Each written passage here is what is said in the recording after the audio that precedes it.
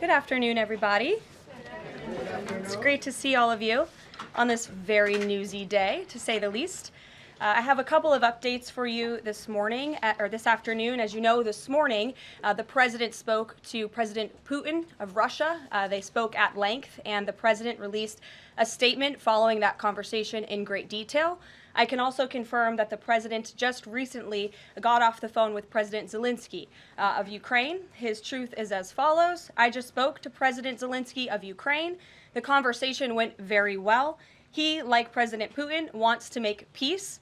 We discussed a variety of topics having to do with the war, but mostly the meeting that is being set up on Friday in Munich, where Vice President J.D. Vance and Secretary of State Marco Rubio will lead the delegation. I am hopeful that the results of that meeting will be positive. It is time to stop this ridiculous war where there has been massive and totally unnecessary death and destruction. God bless the people of Russia and Ukraine. I myself just spoke to the president about these calls, and he told me to tell all of you they were very good calls, they were very positive, and the administration is wholeheartedly committed to a peace deal to end once and for all the Russia-Ukraine war. More on that later. I'm sure you'll have more questions to ask. This week, the president has continued to deliver on his promises to the American people. According to new polling that was released at the beginning of this week by CBS News, an overwhelming 70% of Americans said that President Trump is following through on what he pledged to do during his historic campaign. The poll also revealed that Americans see President Trump as a tough, energetic, focused, and effective leader fighting hard to improve their lives and our country. And yesterday, in particular, was a truly special day for the United States of America. Thanks to the great leadership of President Trump and the strong and tough leadership of President Trump, Mark Fogel, an American teacher detained by Russia, was returned to American soil and met with the president here at the White House last night. Special Envoy Steve Witkoff and the rest of President Trump's incredible national security team helped to negotiate the exchange that secured Mark Fogel's release. This event shows a good faith effort from Russia, and it's a sign, as I just said, that we are moving in the right direction to end this brutal war. Malphine Fogel, Mark's 95-year-old mother, was understandably very worried that she would never see her son again after his arrest in 2021. Mrs. Fogel was actually slated to join President Trump on stage at the July 13th Butler, Pennsylvania rally to speak out for Mark, and then the infamous assassination attempt against President Trump took place. But that day, before the rally, President Trump promised Mark's mother that when he returned to the White House, he would bring her son home. God saved President Trump's life on that day in Butler, Pennsylvania, and now Mark Fogel is back home safely with his family as a result. God is good. The president also continues to bring back common sense to our government. This week, he signed an EO to end the procurement and forced use of paper straws. Taxpayer dollars were wasted on these non-functional and massively unpopular products for no other reason than it made radical activists feel good about themselves. And on trade, President Trump continues to take bold action to protect America's critical steel and aluminum industries, much like he did in his first term. And the president signed proclamations to close existing loopholes and exemptions to restore a true 25% tariff on steel and elevate the tariff on aluminum to 25% as well. This administration believes these tariffs will protect our national security and put American workers first. And in the Oval Office yesterday with Elon Musk, President Trump took further action to make our federal government more efficient and effective. He signed an EO implementing the DOGE Workforce Optimization Initiative. Now agency heads will coordinate and consult with DOGE to significantly shrink the size of the federal workforce and limit hiring to essential positions only. The unaccountable bureaucracy will finally be reined in. On another important matter this morning, Senate Republicans continued to confirm President Trump's exceptionally qualified nominees, most recently Director of National Intelligence Tulsi Gabbard, who will be joining us later at the White House for her swearing-in ceremony. It's imperative that the remainder of the president's cabinet nominees are confirmed as quickly as possible. On another important matter this week, illegal alien criminals continue to be arrested and sent home as part of the ongoing mass deportation effort of the Trump administration. Just this week, 2 planes with 190 Venezuelan illegal aliens arrived in the Venezuelan capital from Fort Bliss, Texas. Here are some of the criminal illegal aliens who were arrested in the country this past week. ICE Atlanta arrested a citizen of Nigeria who had been convicted of money laundering.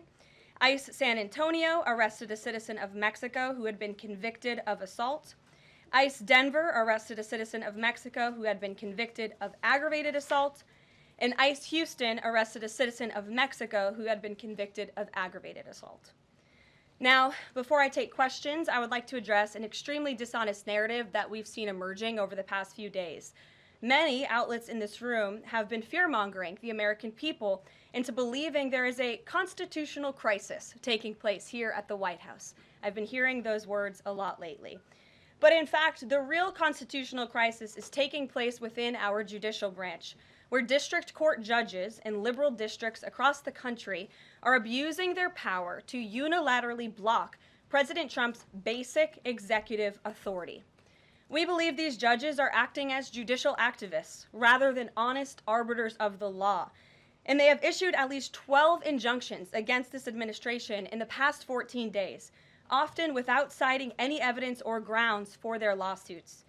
This is part of a larger concerted effort by Democrat activists and nothing more than the continuation of the weaponization of justice against President Trump. Quick news flash to these liberal judges who are supporting their obstructionist efforts: 77 million Americans voted to elect this president. And each injunction is an abuse of the rule of law and an attempt to thwart the will of the people. As the president clearly stated in the Oval Office yesterday, we will comply with the law in the courts, but we will also continue to seek every legal remedy to ultimately overturn these radical injunctions and ensure President Trump's policies can be enacted. So here in our new media seat today, we have Chris Pavlovsky, an entrepreneur who has a strong passion for protecting freedom of speech. Chris started the video sharing platform Rumble in 2013 with a mission of protecting a free and open internet from censorship by big tech and governments around the globe. The platform has always been a place for independent creators to share their authentic opinions, and they have always included President Trump, in contrast to the way he was censored by other platforms in years past. Since its founding, Rumble has grown exponentially, recently marking 67 million monthly active users. It's a lot of users. If you're watching right now and interested in sitting in this seat, you can apply, whitehouse.gov/new-media. With that, I will take your questions. And Chris, why don't you kick us off on this very busy news day? Karoline, thank you very much to you and President Trump. It's an honor to be sitting here in the new media seat for the White House press briefing and to be able to demonstrate why freedom of expression is so important. Rumble was the victim of censorship at the hands of multiple foreign governments. It's clear there are still many countries who oppose free speech and even target American companies. Can you describe what the administration will do to protect U.S. interests and values worldwide?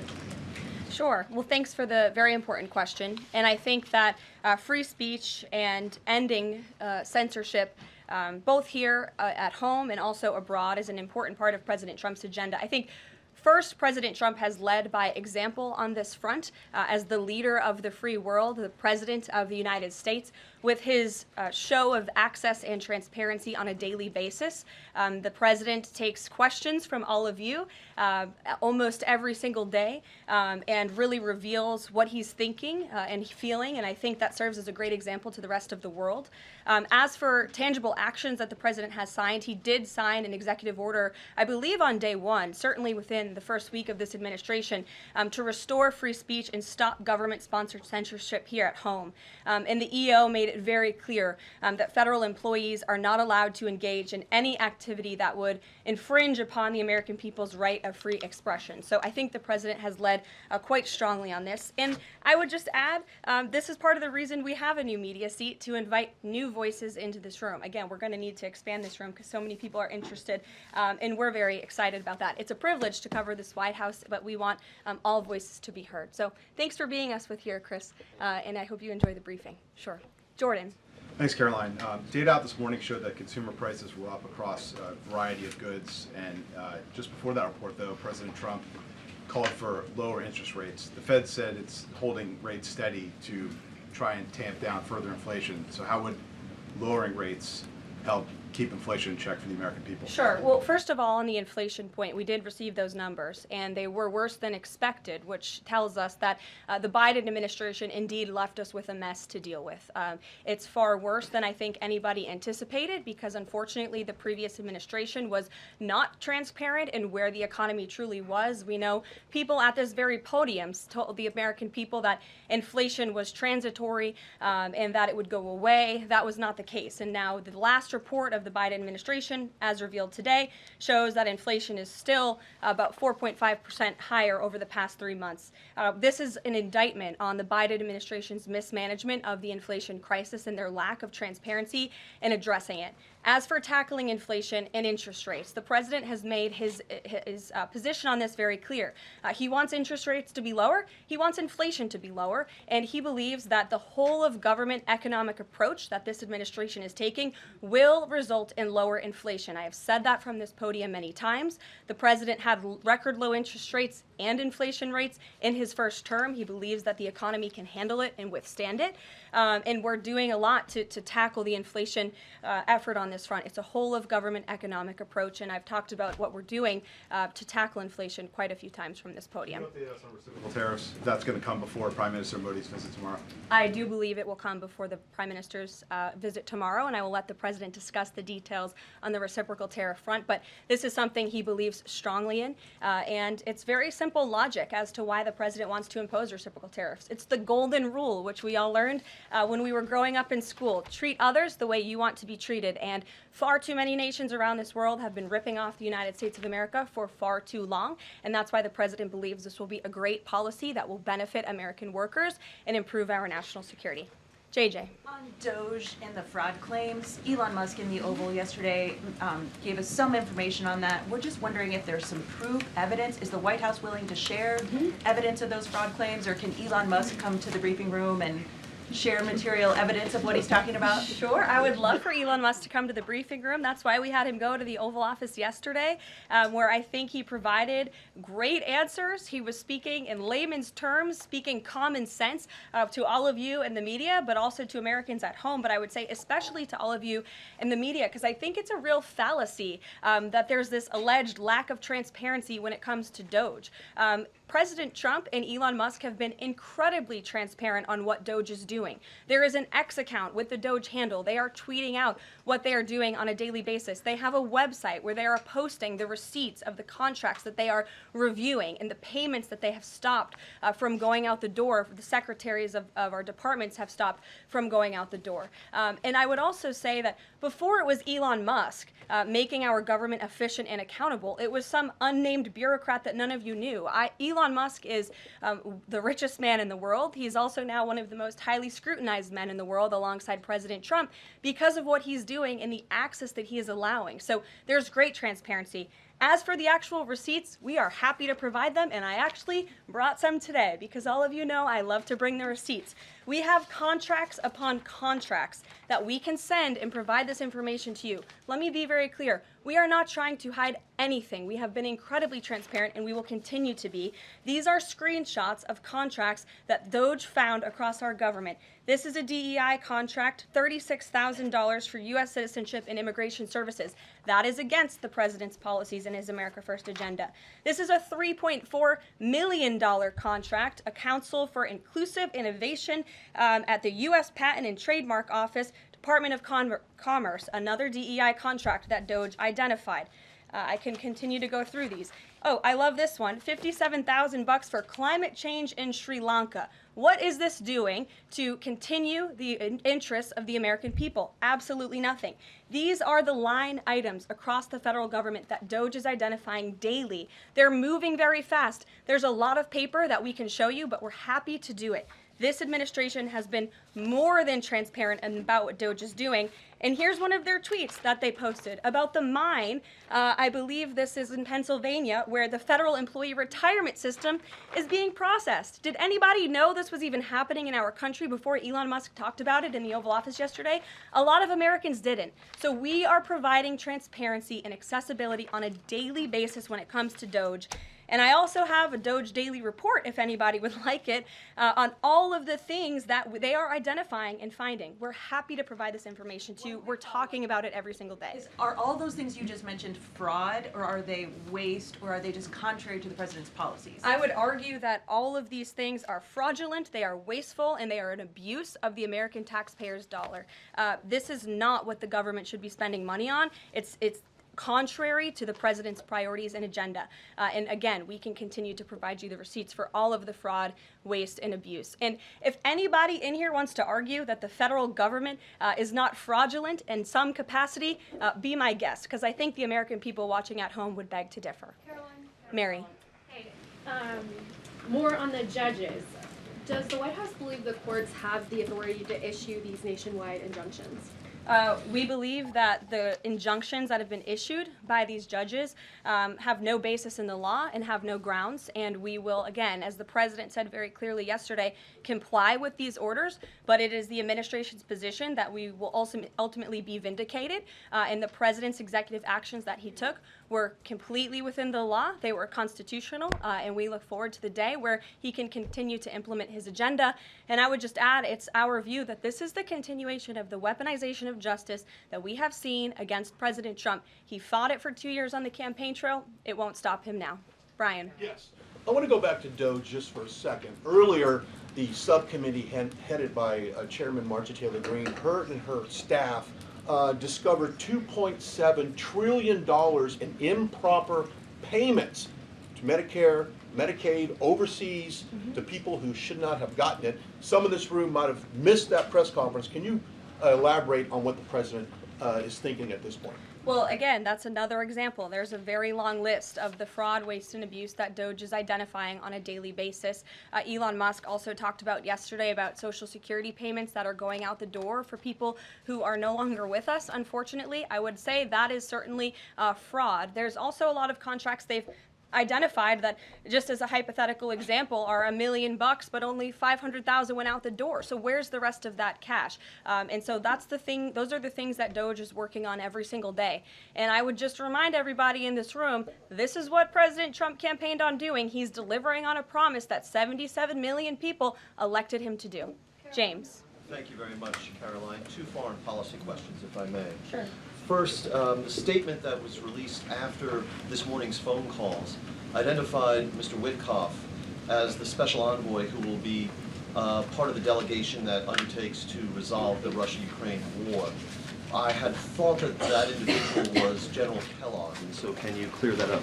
Sure, I'd be happy to. As you mentioned, the president, in his truth, following the phone call with Vladimir Putin, said that he has asked Secretary of State Rubio, the director of the CIA, John Ratcliffe, our national security advisor here at the White House, Michael Watts, and Steve Witkoff to lead the negotiations. As for General Keith Kellogg, he remains a critical part of this team in this effort. He's played a tremendous role in getting the negotiations to this point, and he's very much still part of the Trump administration. The other subject is Iran.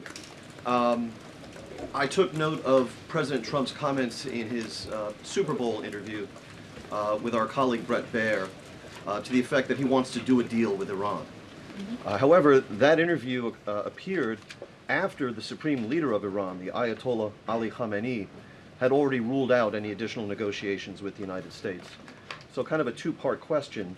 A, what gives the president any confidence that Iran will come to the table? And B, more fundamentally, why is the president interested in doing a deal with Iran instead of doing everything he can, perhaps short of U.S. military intervention, to try and hasten the end of what many of his own supporters regard as an evil regime? Well, the president has made it very clear that he will never allow Iran to have nuclear capabilities. That is a red line that he has drawn, and he will not allow that to happen. But you asked why President Trump wants to make a deal. I would remind you, he's the master of the art of the deal. He is America's deal maker in chief. He leads from a position of securing peace through strength.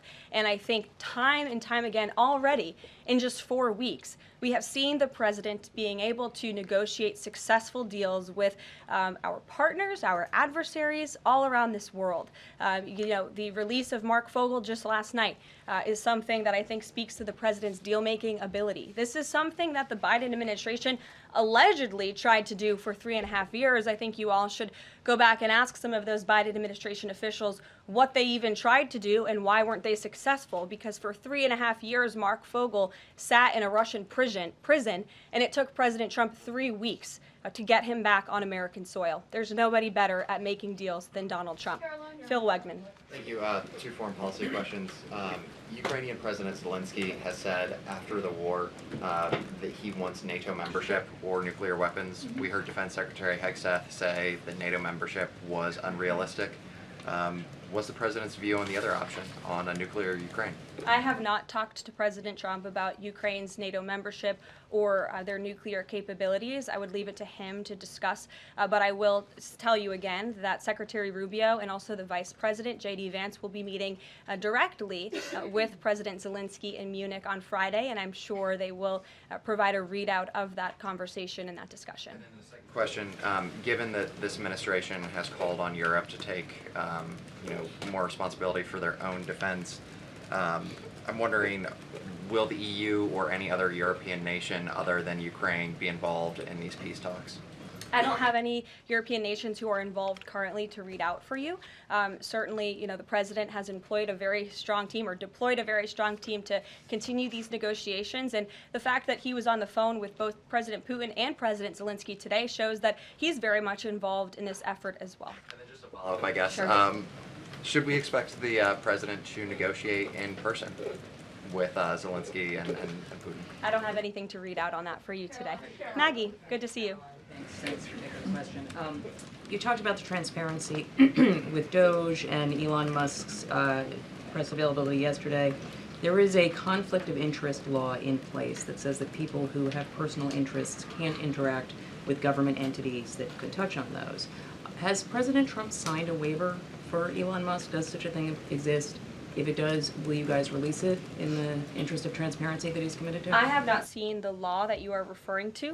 What I can tell you is that Elon Musk, as I've confirmed before, is a special government employee.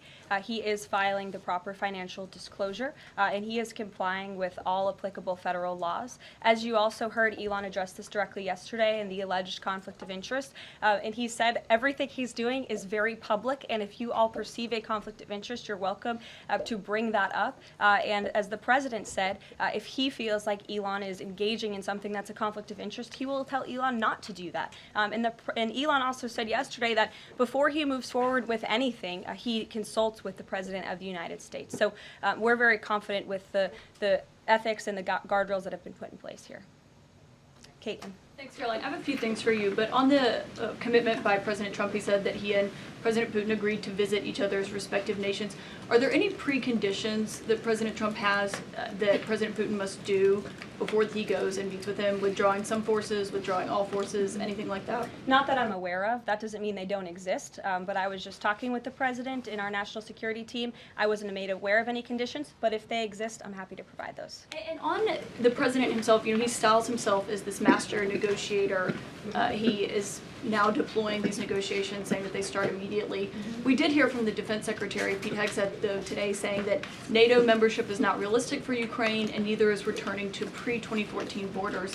Aren't they giving away bargaining chips before these negotiations have even started? Again, I haven't talked to the president about Ukraine's NATO membership, and he appointed several individuals to negotiate on his behalf. He's directly involved in these negotiations as well, and I'm sure if you ask him that question in the near future, when you're able to, he'll give you an answer. I just don't want to get ahead of him on it. And final thing for you, which White House official made the decision to bar the AP reporter from the Oval Office and the diplomatic reception room last night? Well, first of all, let me just set the record straight. It is a privilege to cover this White House. It's a privilege to be the White House press secretary. And nobody has the right to go into the Oval Office and ask the President of the United States questions. That's an invitation that is given.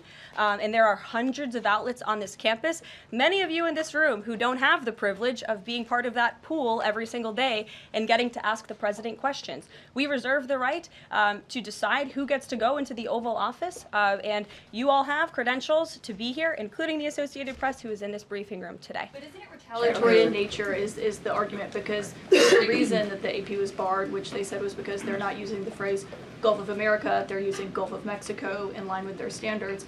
And so the question here is this setting a precedent that this White House will retaliate against reporters who don't use the language that you guys believe reporters should use? And how does that align with the First Amendment commitment that you were just talking about? I was very upfront in my briefing on day one that if we feel that there are lies being pushed by outlets in this room, we are going to hold those lies accountable. And it is a fact that the body of water off the coast of Louisiana is called the Gulf of America. And I'm not sure why news outlets don't want to call it that, but that is what it is. The Secretary of Interior has made that the official designation in the Geographical Identification Name Server. And Apple has recognized that, Google has recognized that, pretty much every other outlet in this room has recognized that body of water as the Gulf of America, and it's very important to this administration that we get that right, not just for people here at home, but also for the rest of the world. Sure. Thank you, Karoline.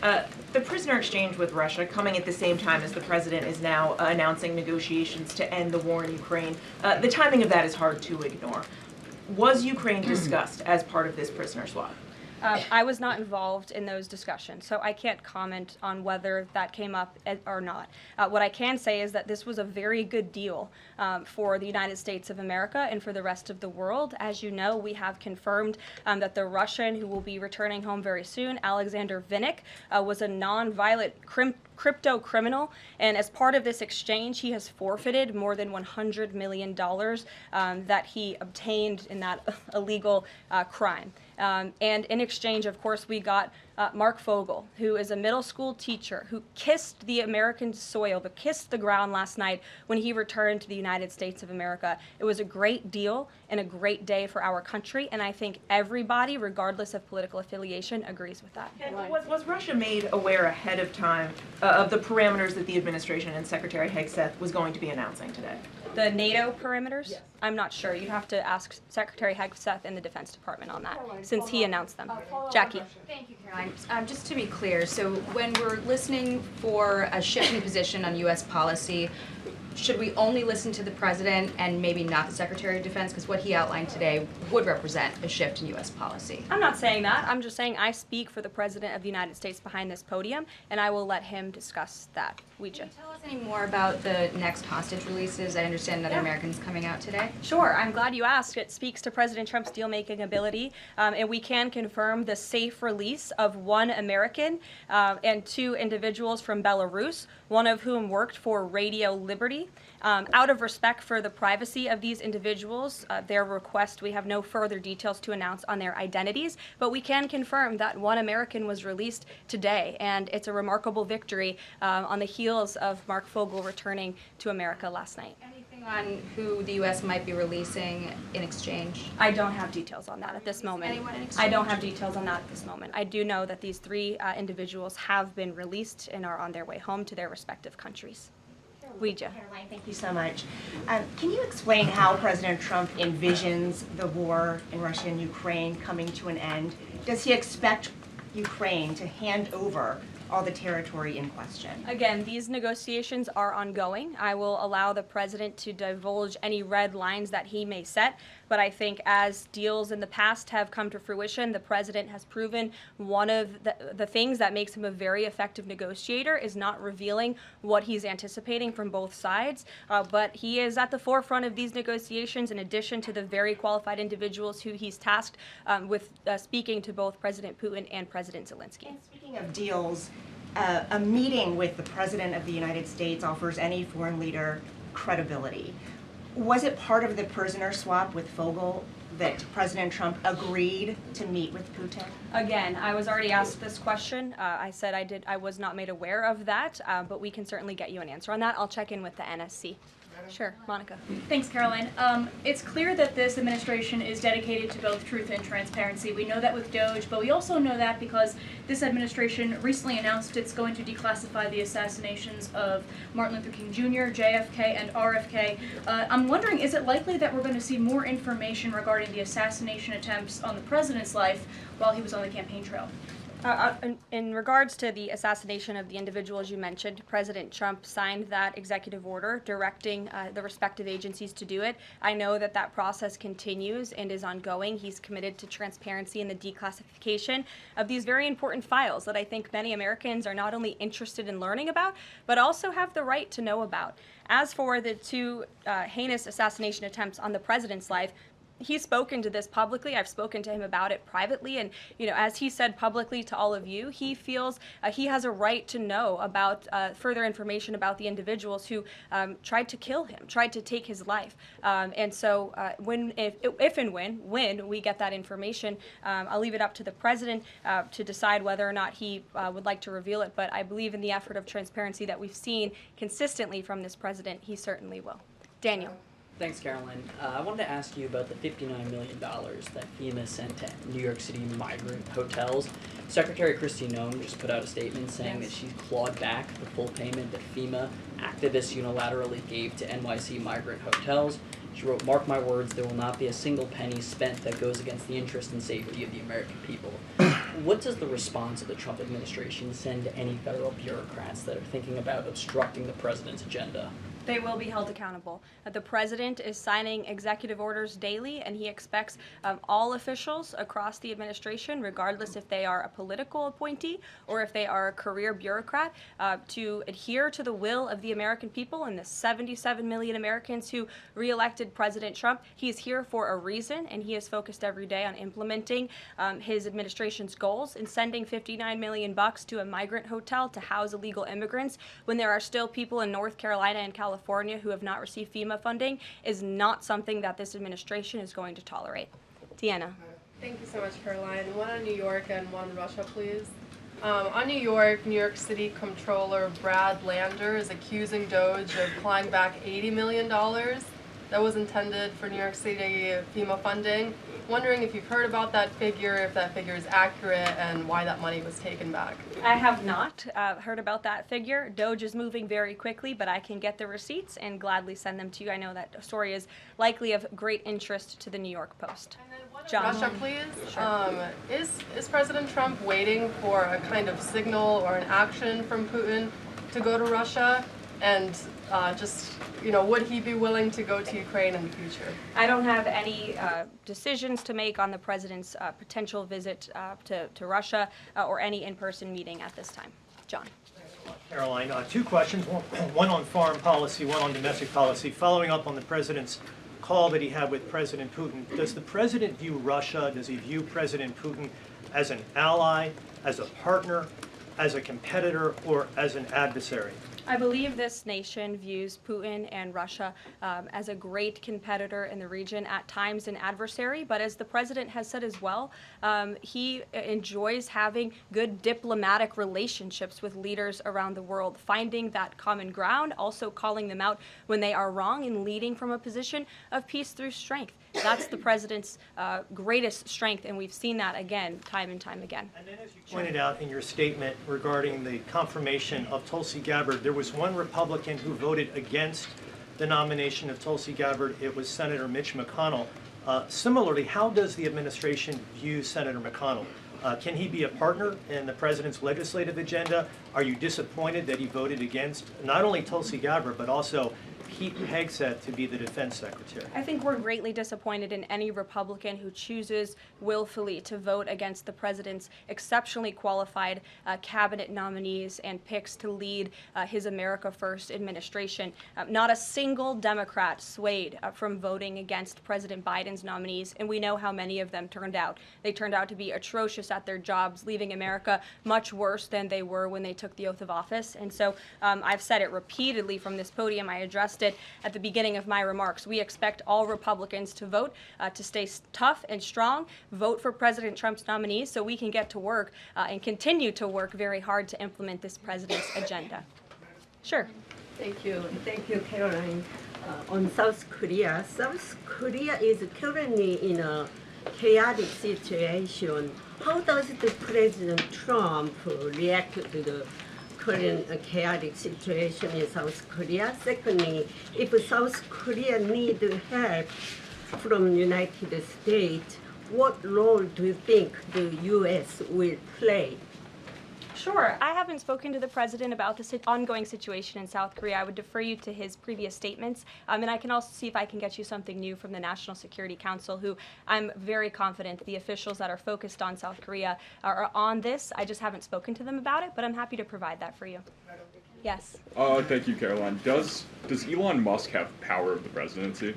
Absolutely not. Right. That's I asked a ridiculous question. I asked that question because, you know, the Democrats have been hurling insults at Elon Musk, hurling attacks, calling him President Musk. Most recently, Jamie Raskin, the congressman, took it a step further, calling for Musk's impeachment, saying that he somehow usurped the power of the presidency. What's your response? It's utterly ridiculous. Elon Musk addressed this in the Oval Office yesterday. The president addressed it as well. Elon Musk is serving at the pleasure of the president, just like everybody else on this team. He takes directives directly from the president of the United States. And I think some of the comments that you referred to are nothing more than a failed attempt from the media and from Democrats to try to sow division in this White House. We saw them do it in the first term. We're not going to let them do it in the second term. This is a unified team who is working at the pleasure of the president to do what's right for the American people. I have one more quick housekeeping note before I leave you all today. The president wanted me to share with all of you that he had a wonderful meeting with King Abdullah of Jordan yesterday. They discussed many things, including the Gaza Strip and its future at great length. The king would much prefer that the Palestinians stay in place, with the additional land to be used for new development, which would greatly create jobs at levels never seen before. But the president feels it would be much better and more majestic if these Palestinians could be moved to safer areas. I would just add to that the president remains wholeheartedly committed to seeing peace in the Middle East, and our Arab partners in the region have been tasked with coming up with a peace plan to present to the president. That is ongoing. King Abdullah mentioned that yesterday. He also committed to accepting 2,000 sick children from the Gaza Strip, which the president called a beautiful gesture. So the administration continues to work with our Arab partners in the region. We stand closely with our ally Israel, and the president has presented this big, new, bold idea to secure peace in the Middle East, and he is not going to waver from that. And we look forward to seeing that goal of this administration achieved as well. Thank you very much, everybody, and we'll see you very soon. Have a great day.